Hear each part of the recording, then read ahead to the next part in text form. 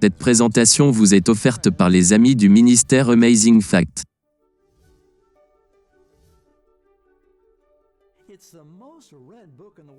C'est le livre le plus lu au monde, vendu à près de 4 milliards d'exemplaires au cours des 50 dernières années. La Bible est un livre incroyable, pas comme les autres. Bien qu'elle ait été écrite sur une période d'environ 1500 ans, par 40 personnes différentes sur 3 continents, la Bible maintient une harmonie incroyable tout au long de ses 66 livres. Une longue liste de prédictions bibliques qui se sont accomplies, confirmant que les Écritures sont d'inspiration divine. Mais aucune d'entre elles n'a été aussi bien accomplie et de façon spectaculaire que les 125 prophéties sur le Messie qui se sont accomplies à la perfection dans la vie de Jésus. Divers livres de l'Ancien Testament prédisent avec une grande précision le lieu de sa naissance, son procès, la manière de sa crucifixion, le moment de sa résurrection, et de nombreux autres aspects de sa vie. Une chose est sûre, les dizaines de prophéties et de prédictions sur sa vie n'auraient jamais pu se produire par hasard. Jésus est la figure centrale de la Bible. Mais qui est-il, et comment votre vie est-elle affectée ? Rejoignez-moi maintenant, alors que nous regardons de plus près ce héros de l'Apocalypse.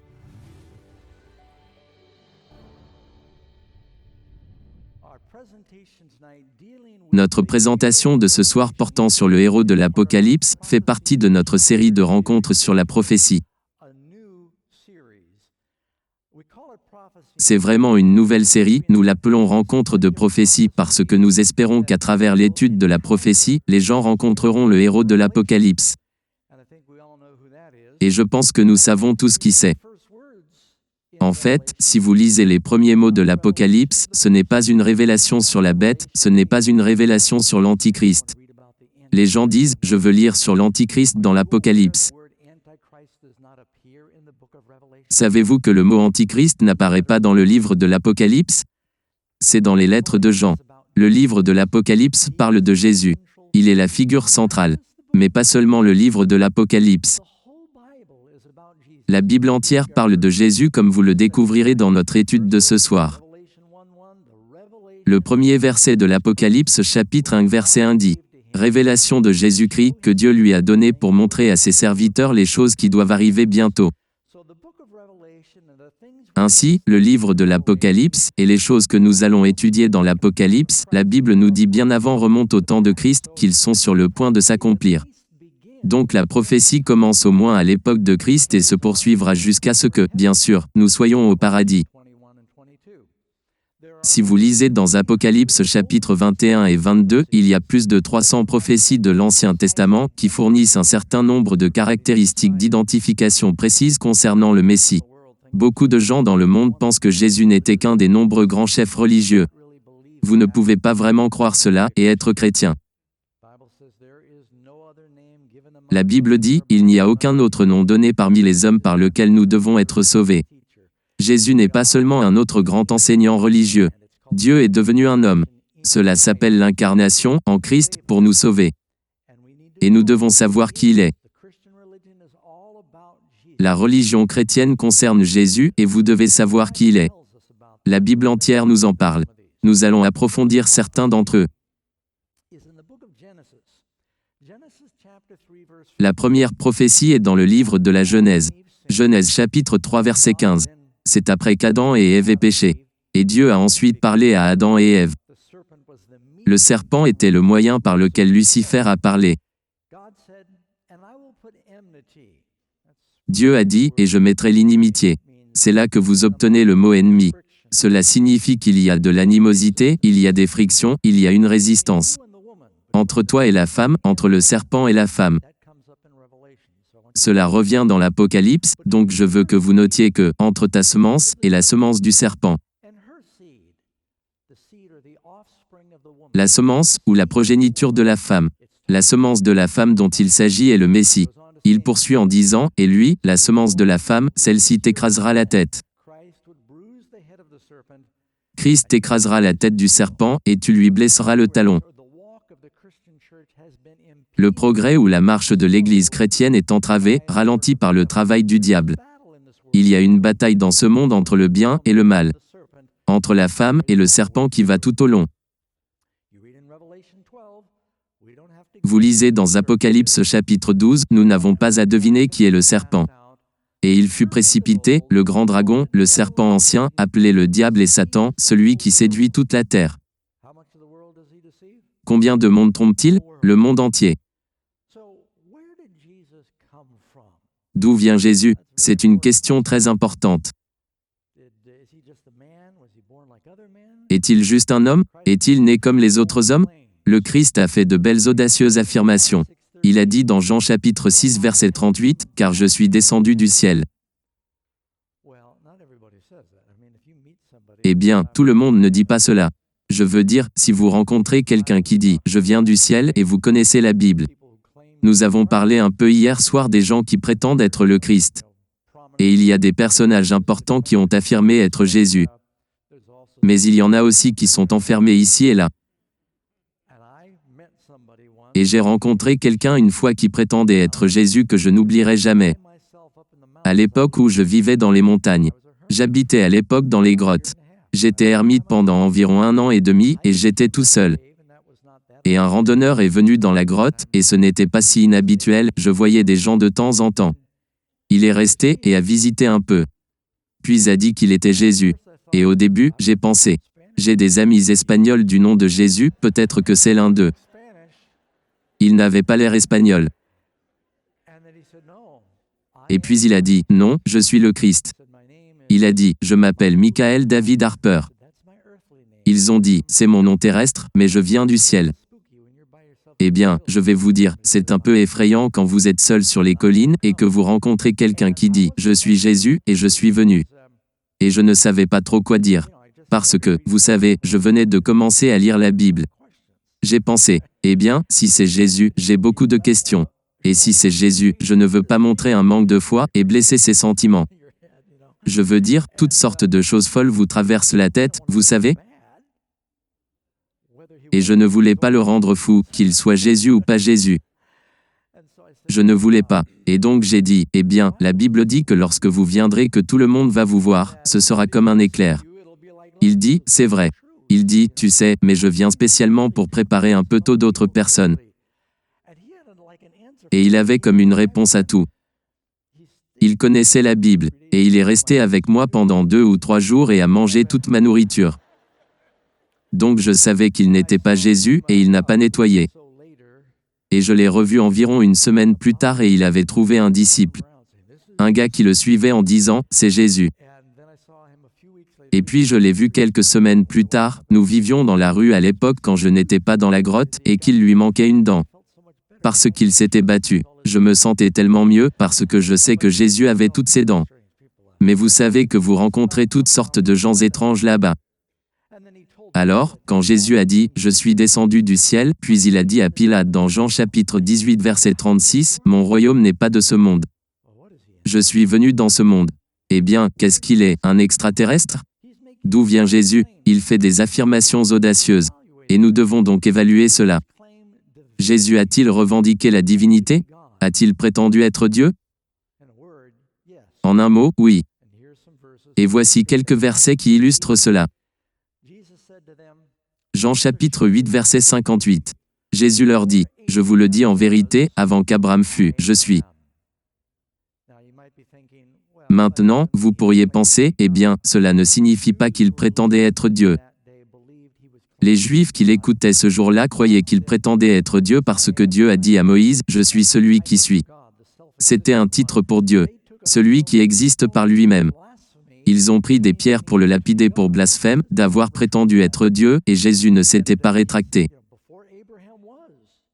Et il a dit, vous savez, avant qu'Abraham fût, cela veut dire, j'ai préexisté. Et puis vous pouvez relire dans Jean chapitre 10 verset 17. Le Père m'aime parce que je donne ma vie, afin de la reprendre. Pas trop de gens donnent leur vie et la reprennent. Il dit, personne ne me l'ôte, mais je la donne de moi-même, j'ai le pouvoir de la donner, et j'ai le pouvoir de la reprendre. Et puis il continue, et il dit dans Marc chapitre 2 verset 10. Le Fils de l'homme a le pouvoir sur terre de pardonner les péchés. Et vous pouvez lire où il est dit. Et Dieu seul peut pardonner les péchés. Et donc, il y a beaucoup de façons dont Jésus a expliqué qu'il avait des prérogatives divines. Et donc, oui, Jésus n'est pas seulement un autre homme. Il a dit qu'il préexistait avant de venir dans ce monde, qu'il avait le pouvoir de pardonner le péché. Comment pouvons-nous évaluer ces prétentions? Comment testons-nous pour voir si cela est vrai? C.S. Lewis, le philosophe chrétien, a dit « Vous n'avez vraiment que 3 choix avec Jésus. » Il ne fait aucun doute qu'il a vécu. Quelle année sommes-nous en ce moment? En 2017. Je sais, je ne fais que tester. 2017 de quoi? Toute la méthode de datation que le monde utilise est basée sur la naissance du Christ. Je vous ai dit qu'il l'avait un peu retiré, mais c'était ostensiblement daté du Christ. Vous ne pouvez donc pas nier qu'il a vécu. L'histoire ne remet pas en cause son existence. Qu'il a vécu. Donc comme C.S. Lewis a dit, soit il était un menteur, soit il était un fou, ou soit il est le Seigneur. Ce sont vraiment les 3 seules options que nous avons. Alors, comment pouvons-nous déterminer? Où allons-nous le découvrir? La Bible nous le dit. Et Jésus lui-même a dit dans Jean chapitre 5 verset 39. Sondez les Écritures. Si en elles vous pensez que vous avez la vie éternelle, a-t-il dit. Ce sont elles qui rendent témoignage de moi. Maintenant, quand Jésus a dit cela, combien de Nouveaux Testaments étaient écrits? Aucun. Et donc, laissez-moi vous illustrer quelque chose. Et je suis heureux de voir que certains d'entre vous ont apporté leur Bible ici. Ceci est votre Bible. Je l'ai divisée juste visuellement afin que vous ayez une idée approximative. Vous savez, il y a du contenu et de la concordance. Et des trucs à l'avant et à l'arrière. Mais environ les 3/4 de la Bible, c'est l'Ancien Testament. Ceci est écrit avant Jésus. En fait, le livre de Malachie, le dernier livre de l'Ancien Testament, a été écrit environ 400 ans avant la naissance de Jésus. Il y a donc une belle répartition entre les deux. Et puis vous arrivez au Nouveau Testament. Il parle de la naissance de Jésus-Christ.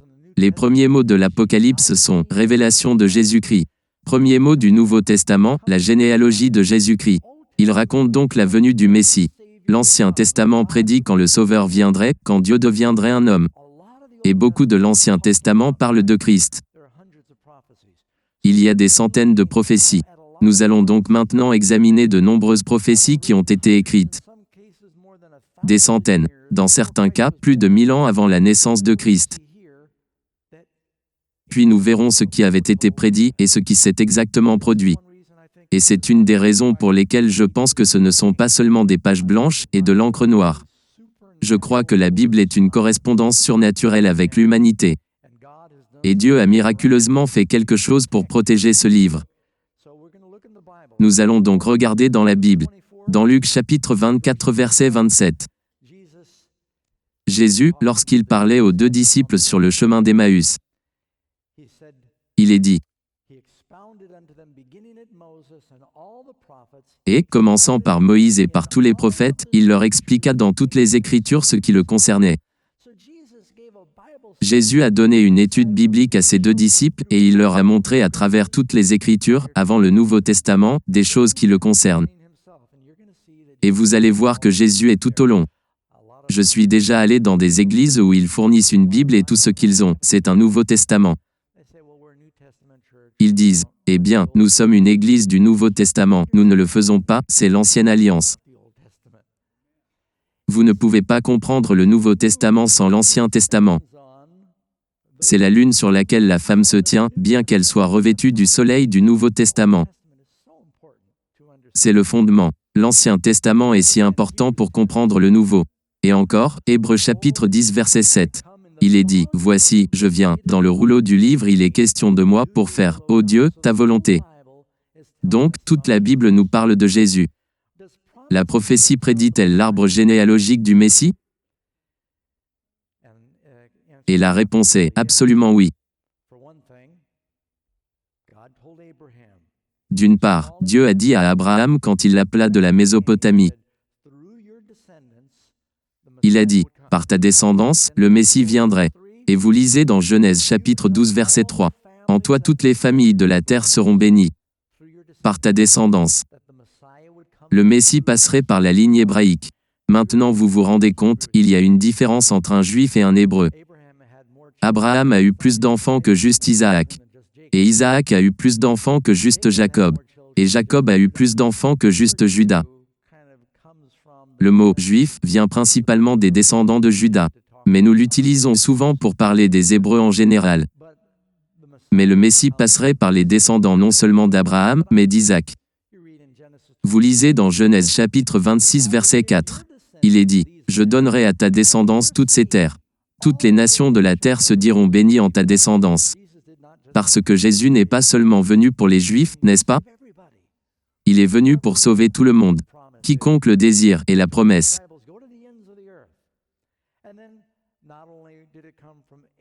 Il a dit aux disciples d'aller aux extrémités de la terre. Et puis, que seulement cela viendrait d'Abraham par Isaac. Mais Abraham avait aussi eu Ismaël et plusieurs autres enfants par Kétura. Isaac avait également eu Ésaü. Mais il a dit que la bénédiction viendrait de Jacob, et Jacob a prophétisé. Vous voyez une prophétie dans Nombre chapitre 24 verset 17. Un astre sort de Jacob, un sceptre s'élève d'Israël. Un sceptre est ce qu'un roi détient. Il y aurait ce roi, le roi des rois qui viendrait. Soit dit en passant, c'est probablement la prophétie que les rois mages lisaient lorsqu'ils sont venus et ont suivi l'étoile. L'étoile qui a dit qu'un nouveau roi allait venir. Et puis, quand il était sur son lit de mort, dans Genèse chapitre 49, Jacob, appelé plus tard Israël, a prophétisé que de ses fils, et il avait 12 fils et une fille. Que le Messie viendrait. Spécifiquement par lequel? Judas. C'est ça? Vous êtes tous avec moi? Vous le saviez tous, non? Que le Messie passerait par l'un des 12 fils de Jacob. Il passerait par Judas. Et il dit dans Genèse chapitre 49 verset 10. Le sceptre ne s'éloignera point de Judas, ni le bâton souverain d'entre ses pieds, jusqu'à ce que vienne le Shiloh. Cela signifie le roi de paix. Et à lui, tous les peuples se rassembleront. Ainsi, cela viendrait de la tribu de Juda. Il sortira une verge de la maison d'Isaïe. Isaïe était le père de David. Et une branche se développera à partir de ses racines. Il a dit que le Messie viendrait de la maison de David. Et l'Esprit du Seigneur reposera bien sûr sur lui. Pourquoi dit-il « l'Esprit du Seigneur » ? Le mot même « Messie » dans l'Ancien Testament signifie oint. Le mot Christ, Christos, c'est le mot grec pour les oints. Vous savez, quand ils baptisent un navire, ils éclaboussent la bouteille de champagne ou de vin dessus et cela s'appelle un baptême. Une onction signifie arroser de quelque chose. Jésus devait être arrosé du Saint-Esprit de Dieu, et ils l'ont appelé l'oint, qui est venu par la descendance de David. Maintenant vous allez dans le Nouveau Testament, et vous voyez que cela a été accompli. Et vous pouvez lire dans Luc chapitre 1 verset 26. Maintenant, au 6e mois, l'ange Gabriel a été envoyé par Dieu dans une ville de Galilée nommée Nazareth. Où l'ange est allé? Je veux que vous saisissiez cela parce qu'il va y avoir un problème ici en ce moment. À une vierge qui était fiancée à un homme, dont le nom était Joseph de la maison de où? La maison de David. Le nom de la vierge était Marie. Tout cela ressemble à un sermon de Noël. Vous connaissez toute cette histoire, non? Mais Marie et Joseph étaient tous deux des descendants de David. Vous trouvez la généalogie de Marie passant par son père jusqu'à Jésus dans Luc, et la généalogie suit Joseph dans Matthieu. Donc, de toute façon, ils étaient tous deux descendants de David. Et, en outre, il est dit que Jésus passerait non seulement par la maison de David, mais que la mère serait vierge. C'est certainement unique, non? Vous avez lu cette prophétie dans Ésaïe chapitre 7 verset 14. Voici qu'une vierge concevra et enfantera un fils, et ils l'appelleront Emmanuel, ce qui signifie Dieu avec nous. Allez dans le Nouveau Testament. En fait, c'était écrit 700 ans avant la naissance de Jésus. Il avait prédit que le Messie serait né d'une vierge. Maintenant, vous allez dans le Nouveau Testament et vous lisez dans Matthieu chapitre 1 verset 18. Il est dit, « Voici de quelle manière arriva la naissance de Jésus-Christ. Marie, sa mère, ayant été fiancée à Joseph, se trouva enceinte, par la vertu du Saint-Esprit, avant qu'ils aient habité ensemble. Et, bien sûr, nous connaissons tous la conception virginale de Marie, la naissance virginale de Jésus. Marie était la Vierge. Oui, et où serait-il né? Est-ce que la Bible parle pour que nous n'ayons aucun doute sur celui qui serait le sauveur de l'humanité? Aucun doute sur le moment où Dieu est devenu un homme. Qui est-ce? Ce n'était pas seulement l'un des nombreux sages ou prophètes à travers les âges. C'était Jésus. Le lieu de sa naissance est prédit dans le livre de Michée environ 600 ans avant Jésus-Christ.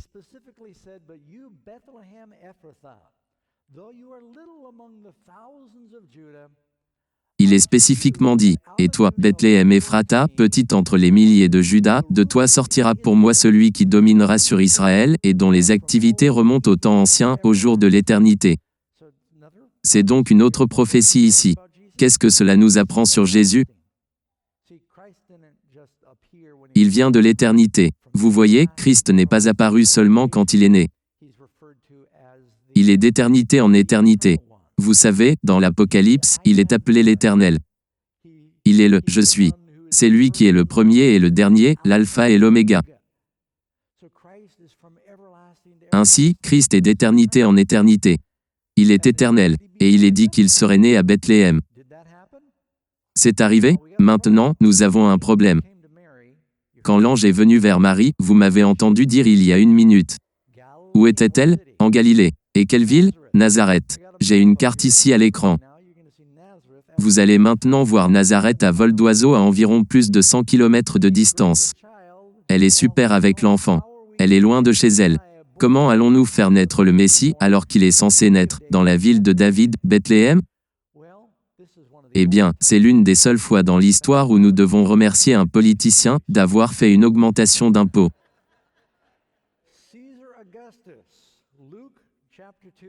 César Auguste, Luc chapitre 2 verset 1, a publié un décret.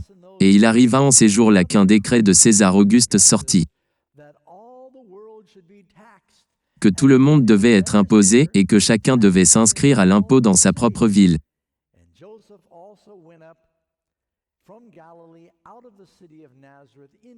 Et Joseph est également monté de Galilée hors de la ville de Nazareth, en Judée pour y être enregistré, afin d'être imposé et enregistré avec sa femme, Marie ou sa femme à venir, qui était enceinte de l'enfant. Et, bien sûr, pendant qu'ils sont là, nous savons ce qui s'est passé. Et il en fut ainsi, pendant qu'ils étaient là, les jours furent accomplis pour qu'elle délivre. Et elle enfanta son fils premier-né. Et bien sûr, cela accomplit que le Messie serait né à Bethléem. Quand les bergers ont vu les anges, où étaient-ils? Ils étaient à cette époque à l'extérieur de Bethléem, surveillant leurs troupeaux. Maintenant, vous savez que ça a toujours été étonnant pour moi. Savez-vous ce que signifie Bethléem? Beth signifie maison. Bethléem signifie maison de pain. Et Jésus est le pain de vie. Et après sa naissance, il a été placé dans une crèche. Une mangeoire est une auge pour mettre du grain pour les animaux. Vous avez donc ici le pain de vie, né dans la maison du pain, placé dans une auge pour le pain. Jésus est le pain de vie.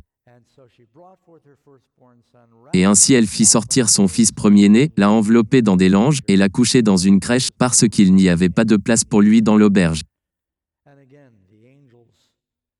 Et de nouveau, les anges ont dit, « Car il vous est né, ils ont dit aux bergers, dans la ville de David. » Jésus serait un descendant de David, né dans la ville de David. Et tout a été prédit par les prophètes, le Sauveur qui est le Christ ou le Seigneur. Et quand Christ était un bébé, âgé de 8 jours, ils l'ont amené au temple pour être nommé et circoncis. C'était techniquement la première fois qu'il a versé son sang, quand ils ont l'appelé par le nom de Jésus. Il sauvera son peuple de ses péchés. Le prêtre là-bas dans le temple, Simon, le prit dans ses bras et le bénit. Et il dit à sa mère, « Voici, cet enfant est destiné à amener la chute et le relèvement de beaucoup en Israël et à devenir un signe qui provoquera la contradiction. » Et à toi-même une épée te transpercera l'âme, afin que les pensées de beaucoup de cœurs soient dévoilées. Cela prédisait bien sûr les souffrances que traverserait Jésus. Ainsi, même au tout début, Marie a reçu une prophétie pour lui faire savoir que Jésus venait, non pas juste comme un lion, mais il devait d'abord venir comme un agneau et souffrir pour les péchés du monde. Eh bien, alors que Christ était encore enfant, il vivait à Bethléem, le roi Hérode voulait exterminer le bébé Jésus. Vous savez, il y a 3 fois dans la Bible où le diable a fait un effort pour empêcher le Sauveur de venir. Vous pouvez lire sur les manigances du diable pensant qu'un Sauveur allait venir, lorsque les enfants d'Israël étaient en Égypte. Il voulait que tous les petits garçons soient exterminés. Et pourtant Moïse a été miraculeusement épargné, le Sauveur a été épargné. Et puis, à l'époque de la fille d'Athalie, la fille de la reine Jézabel, elle a tué toute la descendance de David. Encore une fois, le diable a essayé d'empêcher le Messie de venir. Mais, miraculeusement, Joas a été épargné. Et puis, bien sûr, pendant le temps où Christ était enfant, Hérode a envoyé ses soldats à Bethléem pour tuer tous les bébés garçons. Encore une fois, pour essayer d'empêcher le Sauveur de venir. Et Joseph a été averti dans un rêve de descendre en Égypte, et vous lisez dans le Nouveau Testament qu'après avoir reçu cet avertissement, il est dit. Il s'est levé, et il a emmené le jeune enfant et sa mère la nuit, et ils partirent en Égypte. Remarquez ce que dit Matthieu, afin que s'accomplisse ce que le Seigneur avait dit par son prophète. J'ai appelé mon fils hors d'Égypte. Et, ici, il cite Osée. Et donc, même les écrivains du Nouveau Testament, comme Matthieu, pouvaient voir comment Jésus était un accomplissement de toutes ces prophéties. Ils se sont tous combinés, concentrés et focalisés dans sa vie. Vous savez, je suis excité quand j'en parle, parce qu'il ne fait aucun doute que Jésus est ce qu'il dit qu'il était. Très bien. Et alors voyez quand il était enfant. Il est revenu à l'époque de l'Égypte à Nazareth et il était soumis à ses parents, afin que s'accomplisse ce dont parlaient les prophètes. Une autre prophétie, il sera appelé Nazaréen. Ici, il parle du moment où les parents de Samson ont été informés que cet enfant promis serait un Nazaréen. Plusieurs personnages de la Bible, comme Samuel et Samson, avaient le vœu de Nazaréen. En règle générale, Jésus est peint avec des cheveux longs. Et pourtant, vous savez, il y a une écriture qui dit « C'est dommage pour un homme d'avoir les cheveux longs ». Mais les Nazaréens n'étaient pas censés se couper les cheveux. Et ainsi certains se sont demandé, les parents de Jésus avaient-ils fait le vœu de Nazaréen sur lui, jusqu'à ce qu'il soit baptisé? Parce qu'une personne pouvait avoir un vœu de Nazaréen pour une durée variable. Ce n'était pas nécessairement un vœu à vie. Les Nazaréens ne pouvaient rien manger ni boire ce qui contient le vin. Jésus a visiblement bu du jus de raisin. Et donc, il a pu juste avoir été un Nazaréen jusqu'à son baptême, ou avoir suivi ce vœu. Nous ne sommes pas sûrs. Mais il est généralement peint avec des cheveux longs, et c'est l'une des raisons de cela.